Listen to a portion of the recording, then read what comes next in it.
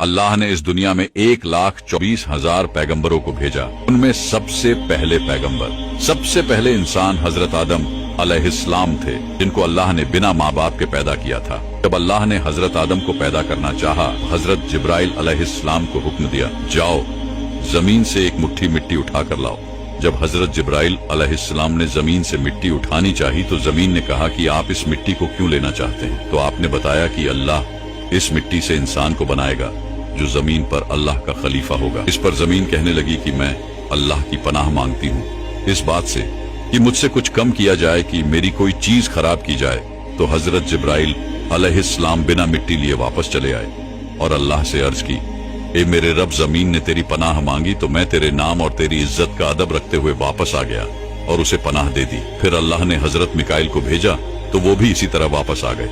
फिर अल्लाह ने हजरत इजराइल को भेजा। जब जमीन ने उनसे पनाह मांगी तो उन्होंने फरमाया कि मैं इस बात से अल्लाह की पनाह मांगता हूँ कि मैं उसके हुक्म पर अमल किए बगैर वापस चला जाऊं। फिर उन्होंने जमीन से मिट्टी ली और अल्लाह की बारगाह में हाजिर हो गए। तो अल्लाह ने हजरत इजराइल को रूह कब्ज करने का काम दे दिया और अल्लाह ने फरमाया, तूने ही इस मिट्टी को अलग किया है, अब तू ही इसे जमीन में मिलाएगा। और इस तरह इनका नाम मलाकुल मौत पड़ा। हमारे नबी इरशाद फरमाते हैं कि अल्लाह ने हजरत आदम को एक मुट्ठी मिट्टी से पैदा किया है जो पूरी जमीन से लाई गई थी, जिसमें लाल, सफेद, काली, नरम और सख्त मिट्टी शामिल थी।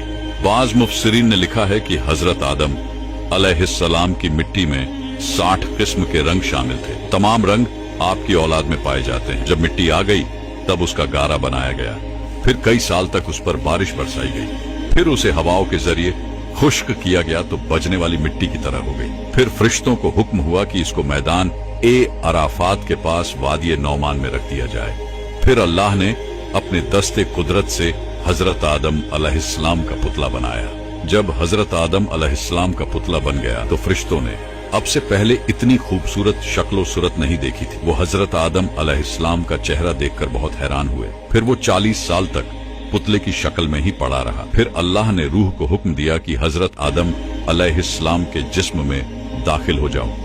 तो रूह ने अर्ज किया, या अल्लाह, ये जगह निहायत गहरी और अंधेरी है।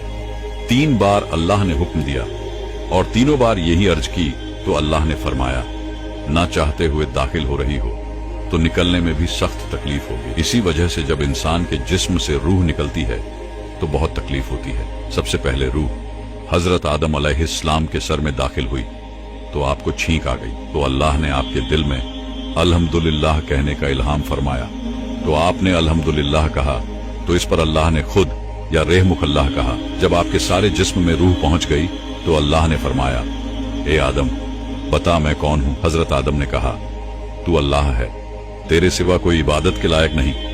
अल्लाह ने फरमाया, तूने सच कहा। फिर अल्लाह ने हजरत आदम अलैहिस्सलाम को फरिश्तों की बैठी हुई जमात के पास भेजा और फरमाया, जाकर कहो अस्सलामु अलैकुम। तो उन्होंने फरिश्तों से कहा, अस्सलामु अलैकुम। तो इस पर फरिश्तों ने जवाब दिया, वालेकुम अस्सलाम रहमतुल्लाह। फिर अल्लाह ने फरमाया, ए आदम, ये तुम्हारा और तुम्हारी औलाद के बीच का सलाम है। तो इस तरह हजरत आदम अलैहिस्सलाम की तख्लीक हुई।